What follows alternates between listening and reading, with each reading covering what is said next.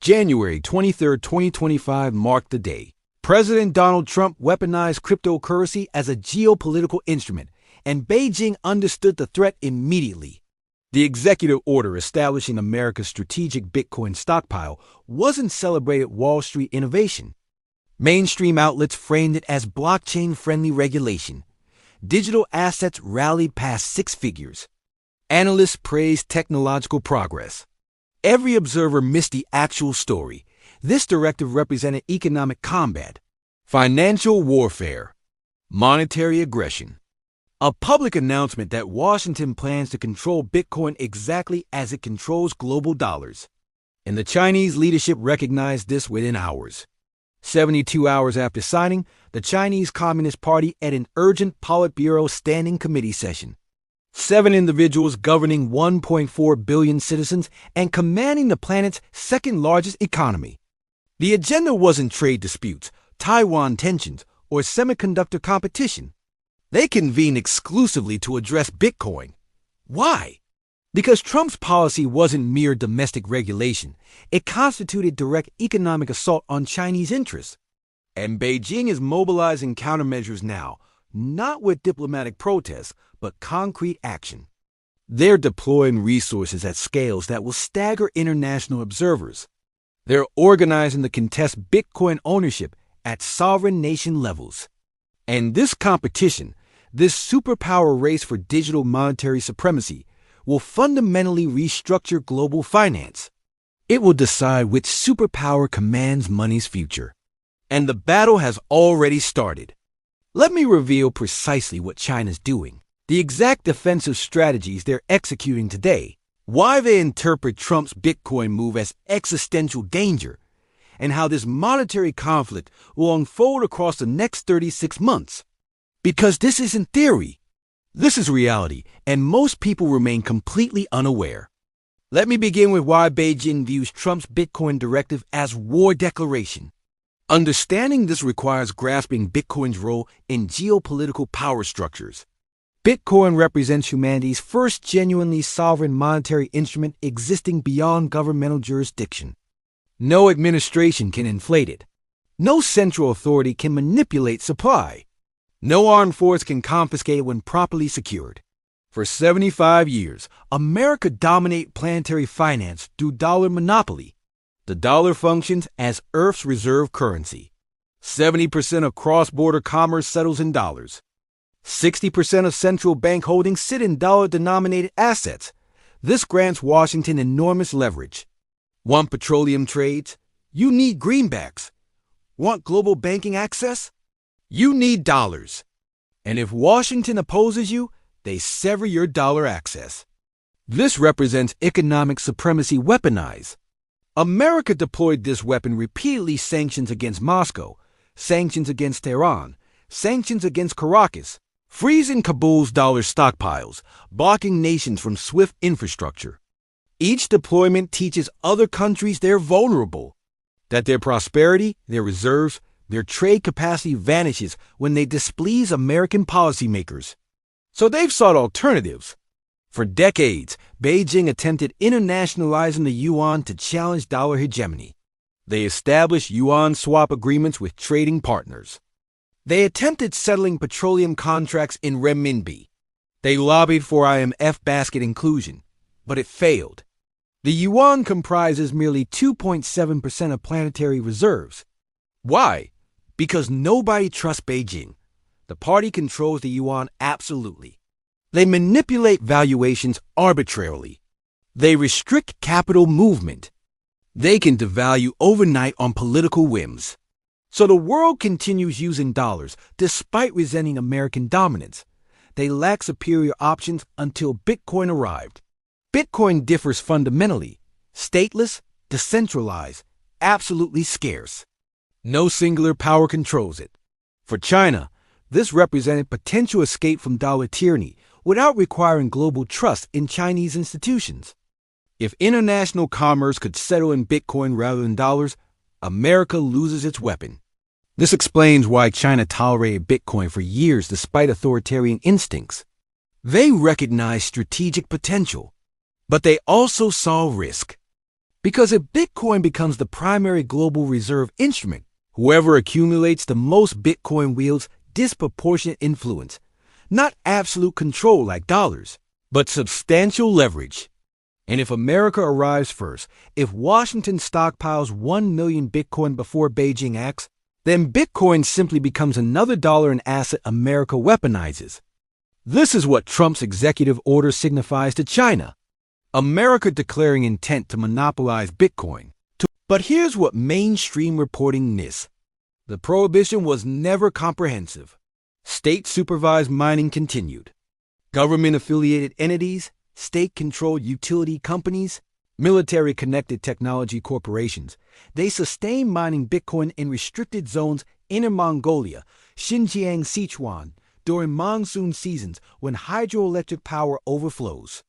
The hash rate wasn't attributed to China because routing happened through VPNs and internationally registered pools, but the mining continued and the Bitcoin accumulated in government-supervised wallets. Informed estimates suggest China mined between 50 and 150,000 Bitcoin since the ban, held in wallets supervised by the People's Liberation Army Strategic Support Force. This unit handles cyber, operations, and information warfare. They control China's Bitcoin stockpiles the way U.S. Treasury controls gold stockpiles. Trump's executive order transformed the calculation. Within 7 days of the order, China quietly removed restrictions on state-supervised Bitcoin mining. They didn't announce it publicly. No official policy statement appeared, but provincial administrations in Inner Mongolia, Xinjiang, and Qinghai received instructions. State-owned utilities can now allocate surplus electricity toward Bitcoin mining operations. Government-approved entities can operate mining infrastructure without penalties. The Communist Party is activating China's enormous power generation capacity to mine Bitcoin at industrial scale. And China's electrical capacity is unmatched.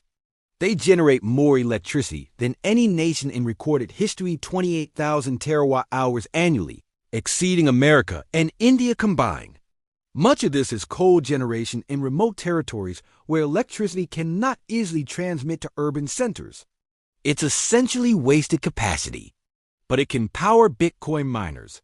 China is now redirecting this power toward mining. They're constructing mining facilities in Xinjiang, Inner Mongolia, and Western provinces, government financing, zero regulatory obstacles, unlimited power at production cost. They're targeting 20 to 30% of planetary hash rate by end of 2026. If they achieve that, they'll mine approximately 140 Bitcoin daily, 51,000 Bitcoin yearly. Within 3 years, China could possess an additional 150,000 Bitcoin from mining alone.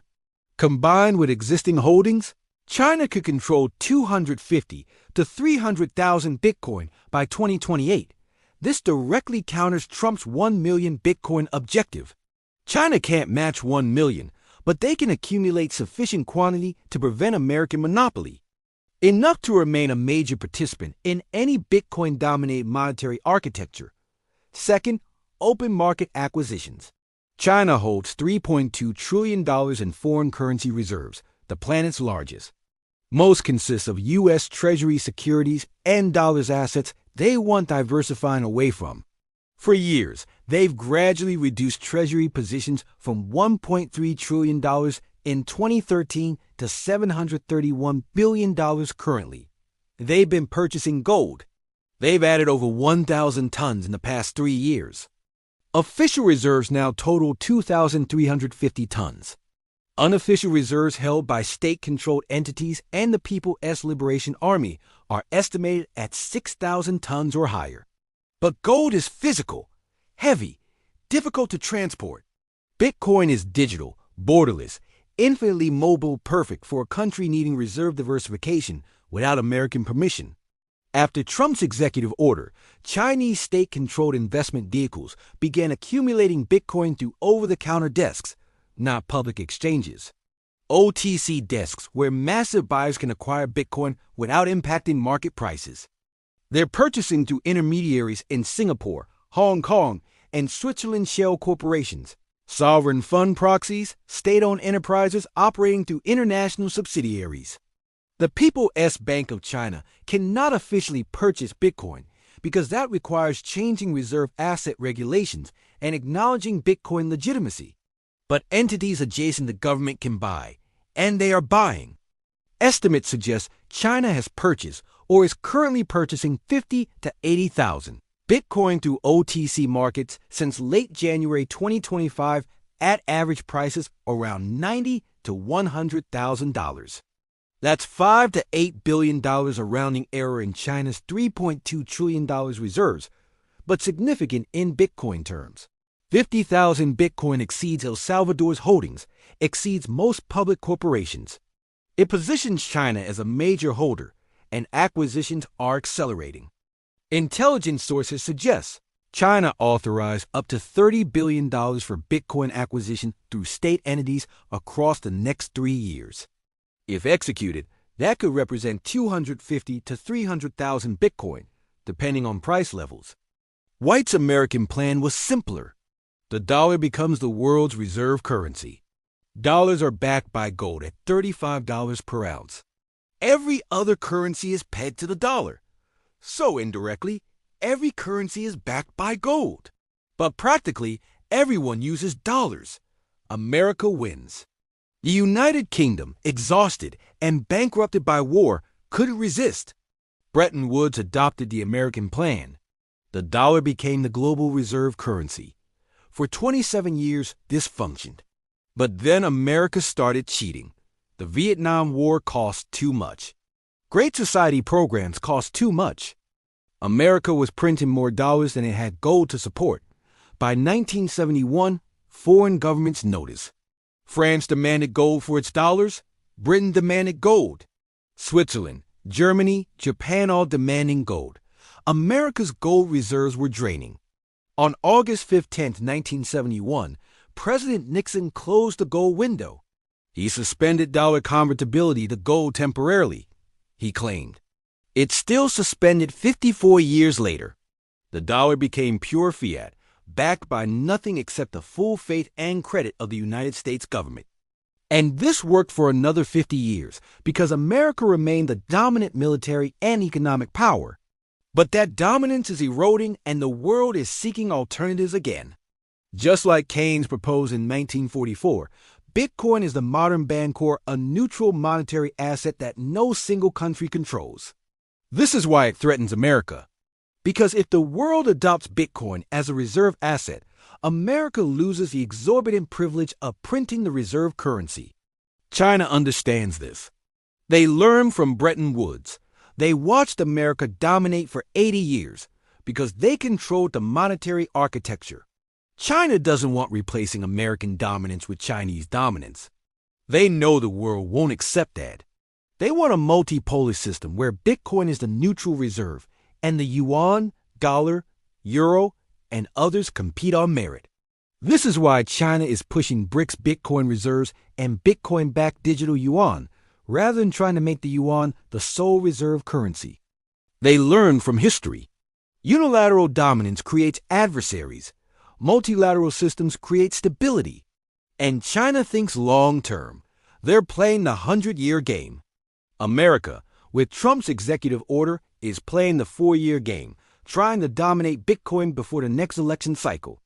This short-term thinking versus long-term strategy is why China might prevail in this currency war, not by defeating America, but by creating an alternative system that enough of the world prefers.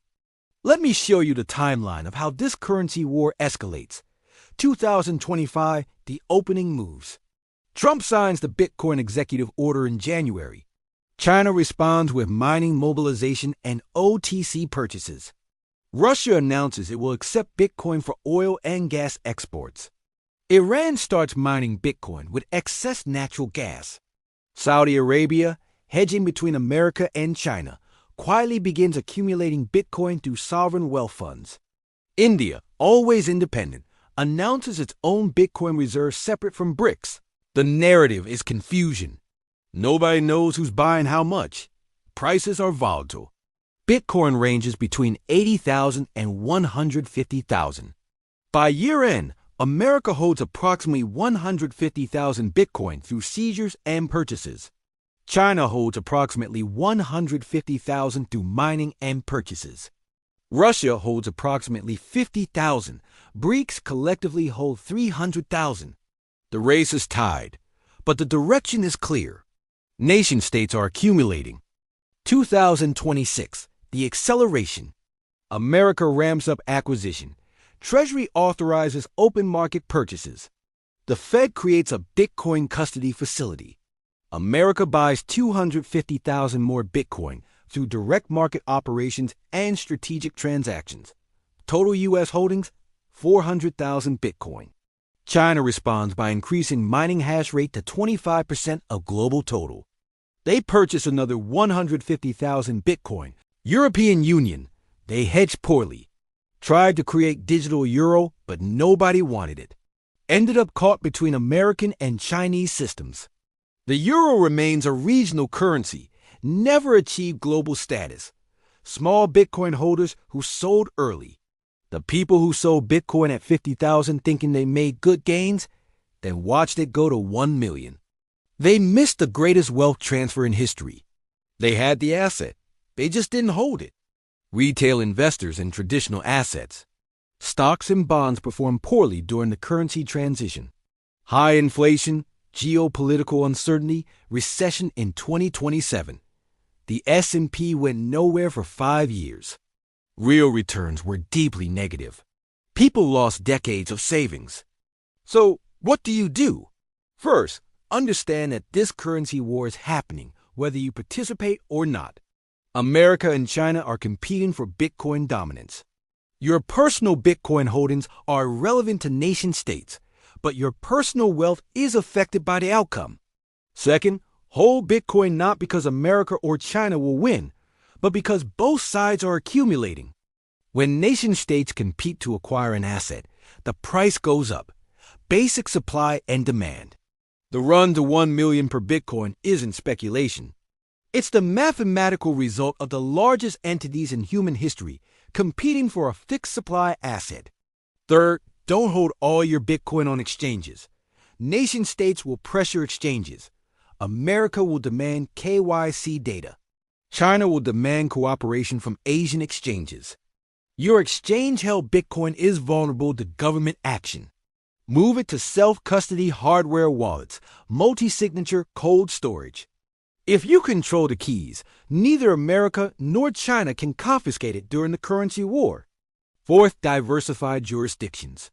If you're American, consider holding some Bitcoin through foreign entities, Singapore, Switzerland, jurisdictions that won't automatically cooperate with U.S. government demands. If you're Chinese, get Bitcoin outside China, Hong Kong, predated accounts, overseas exchanges, international custody. Don't let your government monopolize access. Fifth, hold gold as a hedge. Bitcoin is the focal point of the currency war, but gold is the traditional reserve asset. Central banks are accumulating both.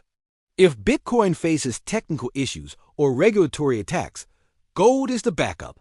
10 to 20% of your hard asset allocation should be gold allocated storage outside the banking system. Sixth, expect volatility. Currency wars are chaotic. Bitcoin will swing wildly 100,000 to 200,000 back to 1-100-20,000 up to 350,000 down to 200,000. These swings will be driven by nation-state buying, regulatory announcements, and geopolitical events. Don't panic. Don't try to trade it. Just hold. The long-term trend is up because the supply is fixed and demand from nation-states is structural, not speculative. Seventh, watch the signals. When China announces digital yuan Bitcoin backing, that's a major escalation. When BRICS formalize Bitcoin reserves, that's a major escalation.